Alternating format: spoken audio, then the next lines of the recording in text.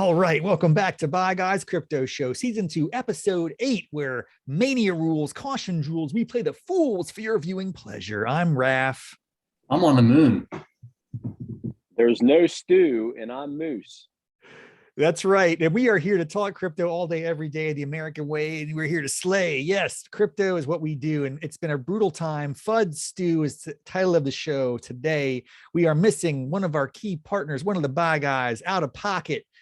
He's just not, he's not able to deal with the situation. We're all being faced right now, but he's with us in spirit. And I know he'll be returning in the near future. Bottom line is we got to carry on. We got to make do, because this show is 20% tropics, 30% tundra, 50% lunar landing. Yes, we're all coming to you from different locations to reflect our attitude at the moment.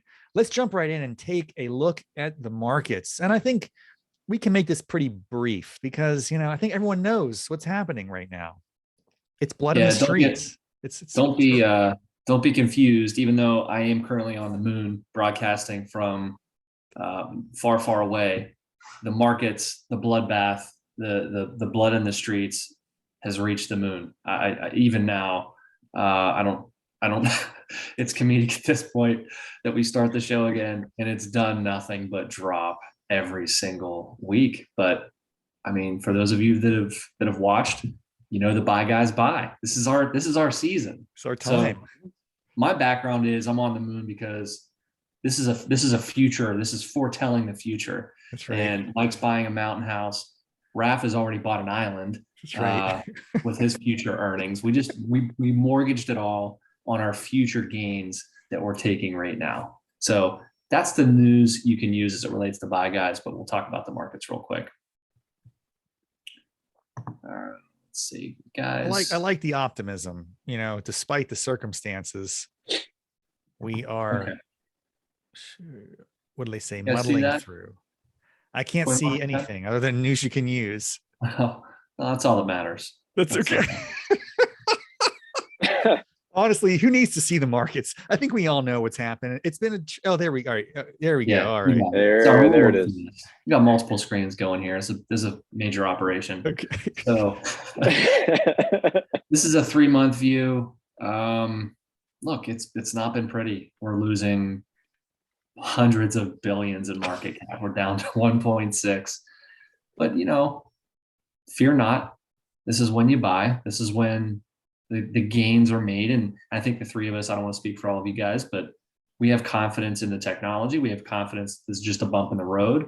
And, the big FUD, fear, uncertainty, and doubt, for those that aren't familiar with that acronym, I wasn't 8 months ago. Russia banning cryptocurrency, proposing a ban of mining to couple with China's months ago ban. That's not a good market sign, but I think it's a good sign if you're bullish on the freedom and the technology and the innovation that is associated with this market. And I think it's kind of ironic that the two countries that choose to ban crypto are China and Russia.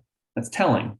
Whatever your political affiliations are, whatever your geopolitics are, that's telling. So let's go to cryptocurrencies just to take a look at where we're at. I mean, Bitcoin did drop, I think, as low as 33K. It was close to 40 last week at this time. So it's really dropped, but it's rebounded. It's hit that, what do they call it? A threshold support level for those in the financial analysis world. And then you got, the big drop of the last week was Ethereum going from well over 3,000 down to 2,100, and then it's since rebounded. So, we're seeing some green over 24 hours. Looks like these support levels have hit, and who knows where we'll go from here. Can we go lower? I'm sure. I hope you don't. But big picture, Raff, what do you think? Listen, I've been in the market since 2017 summer. I witnessed and experienced what I would think is even a worse capitulation and plummet than this. And now, who knows? You will talk to me in a week, 2 weeks, 3 weeks. Is this only getting worse? Are we really in for some serious pain? Or has the market plateaued? It's time to take a deep breath, relax, and we'll steadily and slowly climb back up this spring, and we'll reach those all-time highs and surpass them. within the next 6 months. No one knows. Anybody that tells you they know what they're talking about is really full of it. It's all projections, it's forecasts, speculation. All you can do is, in my opinion, just if you believe in the technology, you have faith in the applications, the utility, and I'm not even that deeply understanding of all of it, but I have a feeling that this stuff isn't going away. I look at the trends. I look at who's investing, who's throwing more money after this. It's the institutions that are sticking with it. I think a lot of the retail folks, a lot of the moon boys who are in and out, short-term thinking, it really is actually painful to see people buy in and get burned and then sell at a loss. And yes, many of us are at a loss. If you've been investing the past couple months, dutifully dollar cost averaging, you're down, right? But you're only down if you sell. You only lose if you get out. And the long arc of this technology and these assets, not all of them, by the way, because some of them will just go to zero. That's happens, but in terms of the core assets, the kind of major players, I don't know, man. I like to take look, I have this island behind me. It's really reflecting my attitude. I'm chill. I'm relaxed. Because one, I don't invest anything that I can't lose. I just have fun with it. Dollar cost average. I take the long view. I'm not taking extraordinary risks or being irresponsible. You go down a little bit. Yeah, no one likes it, but it's okay. And I'm telling you, if you all just have a long-term mentality, let's record this episode and revisit it a year from today, 5 years from today. I think we're all going to be feeling a lot better about the state of many of these, not all, but many of these current crypto assets. So that's what keeps me, sound asleep at night. I know within some degree of certainty, no one knows, but I have a sense that this stuff is not, it's been called dead so many times before, right? How many times have people wanted to just bury this stuff and think it's all gone? And there's so many smack talkers that come out of the woodwork, right? Oh man, they're so annoying. Guess what? We'll have our day. Just brush them off. That's how I feel. Moose, how are you handling these? How are you grasping with these times? Rob, thanks for sharing your feelings with us. It makes us feel good. We appreciate it. It's such a dip, if you want to call it a dip. It's like a crater. It's a chasm that's happened. But one thing that it didn't impact, and if anything, it made it even stronger. And I think all three of us are going to talk about it individually tonight, and that's the NFT market. That everything on the crypto world felt like it came crashing under our feet, but the NFT market still continued to climb. And I know all of us were involved in projects the last 2 weeks, last week especially, and over the weekend, where we weren't phased one bit. And so I think that's interesting, and that's telling too, because so many of those technologies and those blockchains that did see a huge dip, the other side of the coin with the NFTs didn't at all. In fact, if anything, they may have gotten stronger over that dip. So I think that's really telling. So I'm really excited to hear what else you all have to say tonight on our newest upcoming segment here for the evening. That's a great transition. Thank you, Mike. You teed that up perfectly. I have a slide, and then I'm gonna skip right back out. So, new segment tonight. We're experimenting as always. You notice the backgrounds. We're doing it without Stu tonight, and we're introducing a new segment called "Shooting the Bull." Just shooting the bull, talking about what's happening out there in the market, what we're interested in. But this segment centers on what we're all bullish about. Thought it was good timing because everything is sort of crashing around us. But clearly, we're still fundamentally optimistic and all in our long term in our thinking. We always have been since day one. So as we talk about shooting the bull, Mike, maybe I'll start with you. I'll go back. What are you bullish on? Tell you, I've liked it for a while now, and I've talked about it on several occasions. But I mean, I certainly would like to put out there, I've been bullish, very much so, on this NFT crypto barista project. And it started because I like coffee. A lot of people love coffee. I drink it every day. I drink it all the time. But once I got in tune with this project, honestly, because of Stu. He uncovered it, and he got in early. I got in right after, and from there it's developed. And for me, it is, and I think I had a realization over the course of the last week about another reason why I am bullish on this is because it isn't at all just art for art's sake. The art is awesome, and we've had a lot of communication directly with the artist out of California that's helping steer this project. The art is fun, but this project has so much utility, and that's what I've been really thinking about a lot the last week and a half, are the things that I want to get involved in, the things that I want to get passionate, that I am passionate about, hope to become more passionate about, have a real world utility aspect to them as well. It's not just buying the art and flipping it and reselling it for a profit. It has some real world value to it, and something that you can put your arms around, something that you can touch. Like in this case, you're getting discounts, you're getting caffeinated discounts for life on coffee products and merchandise and in-store purchases with their coffee. So you get project voting rights on the direction of where they're going to go. You get input on the funds, on how they get spent. So I like it. It's also a slow growth model, and I like that part of it. It's not this overwhelmingly, hey everybody, we're going to drop 1,000 of these, and people are scrambling and they can't sell them. They're literally selling 10, 20, or 30 of these at a time per week, and that's it. So it's really generated a lot of buzz. It's generated a lot of desire for them. From an investment side of things, the floor on the secondary market, it really hovers around 0.5 and up. And to mint them, they start at 0.1 or 0.18. So, right away, there's additional secondary value there on most of the characters. So I'm enjoying it. As you can see, Stu would be proud. I'm drinking a beverage out of a crypto barista mug this evening as well. So it's certainly one of my favorites right now that I'm bullish on. And currently it's the one that I own the most assets in. I have such respect for this project because of its long-term vision. And I don't even know a great deal about the intricacies of it. I just have confidence in the way they're going about it. Slow and steady wins the race, not a lot of flash. They're just consistent. It's like the Chuck Knobloch of NFTs, baby, before he went on his, downward slide with the Yankees. I'm talking like the rookie Chuck Knobloch, 1993 Minnesota Twins card, upper deck. That was so priceless as a kid because that guy had the fundamentals down, baby. He was rock solid. I think crypto baristas are rock solid. I love it. I have a few. I'm disappointed, if anything, that I didn't get more when I had the chance. Because, there was a time when they weren't selling out at every drop. They had a 10 of 10 drop, and maybe 4 or 5 would go. It'd take a few days for the other ones to get going. It's like, no, not anymore. These things are snatched up in literally 5 to 7 seconds. We thought we had the formula for success. Moose had instructed us all very diligently on how to get these things, and I think Noah finally got involved. You got Pepe, the pizza guy. Did you not, or did we all get shut out? I can't remember where we are at this point. There's no.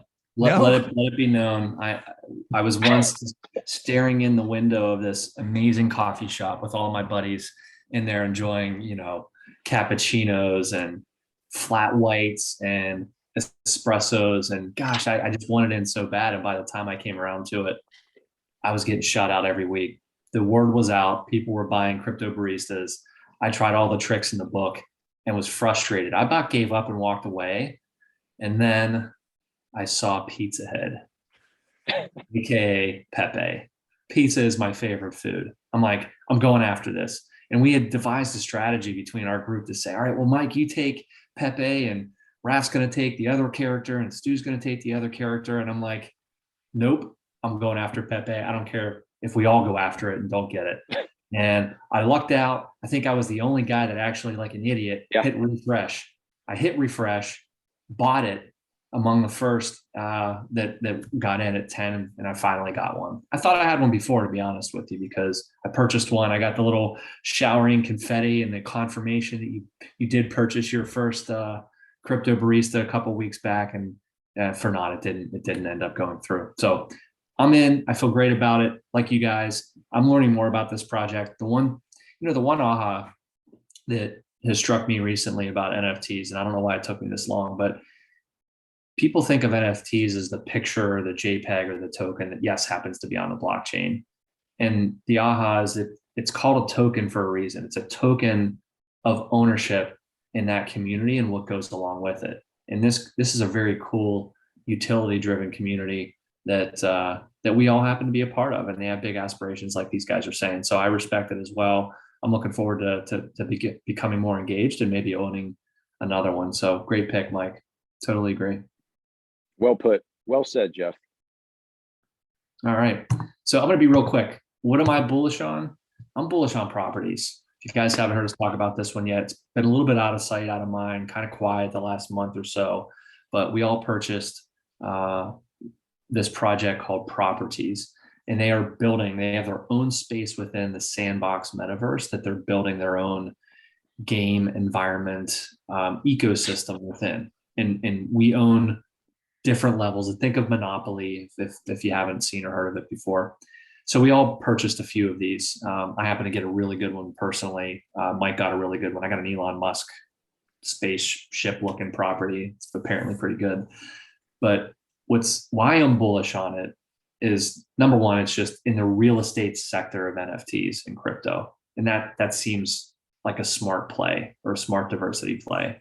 If you have metaverse land, you need something to put on that land, house, some sort of structure. And that's what Properties is built to do.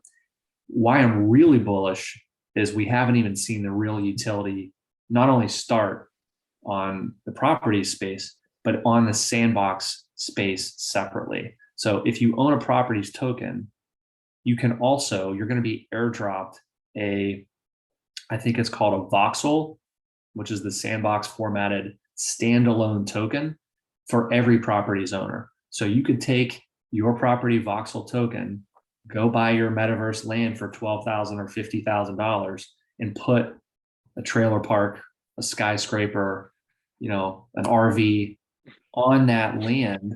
And there's going to be intrinsic value in those tokens as well, which, by the way, can also be sold on the secondary market. So that hasn't even started yet. What do you think that's going to do for the interest when you can take these things independently and put them on land or sell them to people that have land? So I'm very bullish on that. Seems like serious utility. The Properties team seems legit. They've got big plans and they're scaling up. So I think this one hasn't even gotten started yet, personally. And I remember when we got pulled into that, I think Stu and you were the ones that flagged it. I don't remember who came first on it. And I was like, what are you talking about? I didn't even know what I was doing. I just knew if they were in it, I had to be in it. All for one, one for all. I pulled some mediocre cards. I'm okay with it. I'm curious. Only reason I'm optimistic is because I believe in what Jeff's saying, even though I understand about 30% of it. I like the game Monopoly. I kind of want to get one of these Elon estates just to have it because Elon Musk, I think anything that his name on it's going to be mooning anytime in the next couple of years. How much is this going for right now? 0.07? That's the highest offer. That's an offer. What's the lowest sale on those things? It must be pretty good, right? Well, the one of them sold today for 0.6. Wow. But if I go to so I have one on Rocket Ridge. And this is apparently the most sought after street. So right now the floor is 0.69. It was 0.1 earlier today, or 1 ETH, I'm sorry. Wow. Earlier today. Yeah, interesting. Yeah. Well, yeah. Hey, I want to mention this was not a plan or a setup, but I just checked my phone to verify. We got tuned into this project because we were involved in the Crypto Barista Discord, and they were a partner at the time, and we got whitelisted through Crypto Baristas. That's how we got tuned into Properties. God, I love it. I love the way these communities interact. I think you guys got whitelisted. I was too slow on the draw. I came on the secondary market and spent, I can't remember. Honestly, I think I bought secondary market. I bought some unrevealed cards, and then I was revealed it was mediocre. But look, man, long term, come on, it's unstoppable. Let's just agree. It's going places, and I'm excited that you're excited, and we're all in on it. Part of the fun is that we all have a little bit of skin in the game in each of these projects, and I'm probably spread a little more thin than some of these guys. I get into the bizarre world of craziness, which I'll talk about. Maybe it's a segue to jump into my shooting the bull segment, if I may. Is that cool, Jeff? Can I jump in here? Go for it. I don't have anyone in particular to talk about. I want to talk about the key word that I think has come up both from Moose and Jeff tonight. The U word, utility. Man, it's so important and it's so exciting. And every project has a little bit of different taste on this. But there are a couple projects that got my attention on the entertainment industry side. Cartoons that you get gated access to through owning the NFT and to supporting the project. One called Stoner Cats, one called The Glue Factory Show. They're both silly. They're crazy. The first one actually has some celebrity buzz behind it. Ashton Kutcher and his wife Mila are behind it. I'm not into that culture per se, but it's just a fascinating model to fundraise, to cultivate a community. And then what I've noticed in their Discord channel, I don't own any of these tokens, but they actually source content for the show and ideas from the token holding members who have special channels on Discord where they can contribute and say, hey, here's a storyline idea. Let me submit to you a concept for a new character. That's cool, right? Engaging your audience in co-creation and deepening their interest in the work you're creating. That's pretty neat. So I think the entertainment industry is going to be in for a lot of transformation, havoc, innovation, disruption, and it's going to be very empowering to independent artists. You only need a couple thousand really devoted followers to cobble together enough funding to start making your art, making a show, getting traction, selling the merch. And I think we're going to see a lot of creativity, a lot of new and exciting and weird and bizarre and outlandish types of content. And that NFTs are going to help fuel that. And I love it. We already talked about crypto baristas, the sort of real world physical value utility there. Fly Fish Club, also similar, like a restaurant access token. That's pretty cool. V Friends, of course, my homeboy, Gary V. And he really started it off with the conference access. You have this token for 3 years. That is the only ticket into his conference that becomes increasingly coveted and valuable. And it's just fascinating. And he's even spinning off, I just learned, this is fascinating. When you go to that conference, he's going to give another NFT away to all the attendees. The guy is just like raining value on all of his supporters. He's just super, super about that. Candy Digital Stadiums. We don't know what the utility play there is yet. We just have a lot of confidence there's going to be something to it. It's such a low mint.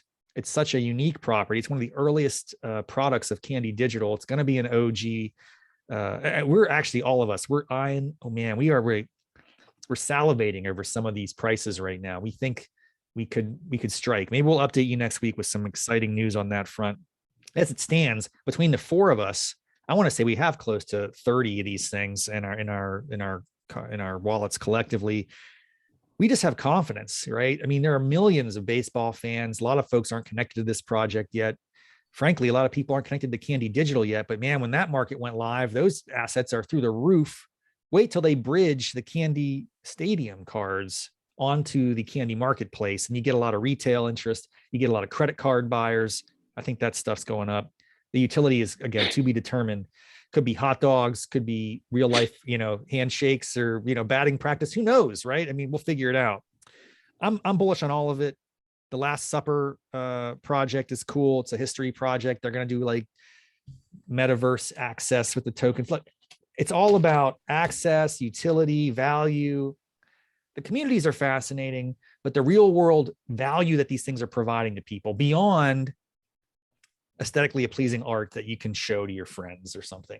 That's probably how a lot of NFTs first got started. Oh, I have a funny cartoon, or that's nice. It looks nice. So like I buy a painting and put it on my wall. Well, here you buy digital painting, you put it in your digital metaverse, and you get access to all sorts of things you never would have had before. Gated entry. It's like becomes a valuable asset in that way. And then as the property and the sort of pop culture nature of the producer of that NFT gains in exposure and traction and popularity, the value only goes up, and you can resell and get out of the project and make a little bit of money. And I mean, it's going to be great to see this stuff. It's so early, so early. shooting the bull here, and also warning, I hear a lot of concerns about this market's collapsing. Maybe the entire NFT market's going to collapse at some point. Hey, maybe so. It's all high risk, high reward, not financial advice. The irony of the last couple months, at least for me, has been I'm more concerned about cryptocurrencies than I am the survival of the NFT market. Like I feel like the most prominent use case for the next several years, the most relatable, the place where this is going to get introduced to the masses and adopted is through NFTs, through collectibles, through tokens and baseball cards. And I mean, look at all of the athletes and all of the major sports leagues are all in on this. That's where people are going to adopt their first wallet, their first collectible, understand the concept of owning a LeBron James digital collectible or a rookie play of the day or something like that. And then it'll start to make sense of like, well, how does this stuff actually work? I got to trade this to my wallet on Polygon to do anything with it. What the hell's Polygon? Oh, okay. That's another crypto. So there's going to be sort of a reverse engineered understanding of what cryptocurrencies and blockchain platforms are through the entry point of NFT. And that's going to be interesting to see, because we came at it the other way, or at least, Raff, you certainly did for sure. But what we all did, we bought Algorand and Cardano and things that were platforms before we even knew what the hell an NFT was. No idea. Yep. If you 6 months ago or 8 months ago, we were in the middle of Buy Guy season 1. You tell us, by the end of this year, start of 2022, you guys are going to have like hundreds of digital assets like that are minted on these blockchains that we don't even know anything about the blockchain. Solana, like what are we talking about? ADA. I was buying that before I understood what it was. So totally correct. It's really, we came at the complete opposite direction, man. What a strange world. Crazy. Well, speaking of assets, we should probably shift to our last segment of the day. It's a good show, guys. We're not going to skip over it just because the caboose is absent, and maybe he's not the caboose anymore. Let's get I want to get a reveal here. It's been a really brutal week across the board. Drum roll. It's going to be even more brutal for our friend. What happened? Maybe he's glad he missed this episode. What happened, bro? What happened? I think you know what happened. Solana just is in the toilet right now. It's like less than 100 now. I think it's like a 90 or something. Oh man, those Solana buys don't look so good right now, do they? Damn. A little shake up here. I mean, not so much really in the middle, on the bottom. Moose, you stayed the same. Noah's Noah, you are, dude, we already have 2 more weeks. This is week 8. Today we had this week, we have next week, right? And we just these next 2 are critical, right? You're basically betting for the next 2 weeks. What's going to give you the biggest bump over the next 2 weeks? I love it. Wow. All right. Well, Moose, you're up first as always. You've been I have a question real quick. Am I misremembering, or have you been in pole position the entire run? I think you might have been. Is this true? Like no one's unseated you yet, right? Yeah. Week been to number week. 1. That's a lot of pressure, man. I don't know if you can make it the whole season like this. I see Noah right on nipping at your heels. All right, what are you going to get this week, Moose? It's awful. It's awful close. Like at this point, it's those first 5-6 weeks, you're thinking, okay, what's gonna moon over the course of 10 weeks? And now I feel like I'm to the point mentally that it's strategy. It's what do the other 3 guys have? What can I try to get to try to hedge to ward off, one good week on Raff and he goes crazy with Solana. One good week on Stu and Gala goes crazy. So I was torn between 2. I'm going to go with Solana again this week. That's so irritating. Gosh, man. I was just literally thinking that. I can't. It was between Solana and one other one. And I'm not going to say the other one because I think one of the 3 you guys is probably going to pick it up. So Solana's my pick today. I'm going to hope that'll help ward off Raff. It definitely, you have to ward off the guy in the very end. You got to just put me to shame like that. All right. It's cool, man. It's cool. You're up next, Noah. I like that pick. I mean, it has fallen the most. It's got them among the most to gain. But Raff, you are pretty heavy in Solana. If it takes off, you're going to be you'll at least move into second or third. So I made a little bit of gain. I'm happy with that. I feel like AVAX has helped. But I'm going to go with Matic. I actually purchased Matic earlier today, or yesterday, I should say. We were going to do the show yesterday. So I'm going to go with Matic for week 8. Falls in line with the rest of my crypto strategy, and I think it's going to get me there. And really, I'm not even sweating it. We got 2 more weeks, kind of like Patrick Mahomes. Give me 1 week, 13 seconds, 97 yards, can make it happen. Absurd. All right, well, Stu, what are you going to do? Oh, Stu's probably just going to stick. Did anyone get a proxy pick for Stu? Yeah, he sent us a message here. Jeff, you want to pull it up? Yeah, he's going to do, hold on. From his undisclosed location. He's too afraid to show face tonight. He's going to, okay. He's doubling down, big surprise. Doubling down on Gala games. It's gone all the way from, I think, 58 cents to 17 cents. He wants Gala at 17 cents. Who doesn't? Gala gains, baby, with the Z. I have a question about this math, and maybe the charts are, I'm not reading them right. Does he have? Yeah, don't worry about the charts. Okay. Don't worry about the totals. I had to piece together this stuff last second here. Fuzzy All that math. matters is fuzzy the math. places are right. Okay. The places and the percentages are right. I have no recourse other than you took the Matic, you took the Solana. I'm never going to Gala. I don't know what the heck that was all about. I'm going to go back to my starting ticket, dude, because I don't even know what the price is right now, but I'm going to guess it's in the toilet like everything else. I'm heavy on Theta because that was my first one out of the gate. I should go back there and show it some love. I got belief in this. It's sort of like a decentralized YouTube. It's how it's been explained to me. I don't know much about it beyond that. Let's just go with Theta. $25. Sol's it's going to 2x the next week or two. I'm going to recover, and Theta's going to help bring me across the finish line. What a remarkable, I'll say this. It's been a fun couple of weeks. Last season, Stu was out in the head and AMP went up and it was pretty much game over. We've seen a lot of volatility, and it is neck and neck out there. So we hope you're having as much fun watching this as we are playing it week to week. We got 2 weeks left in season 2. It's been a good one so far. In Lotto, they say you got to play to win, and crypto, you got to buy to fly. To the moon, baby. See you next time.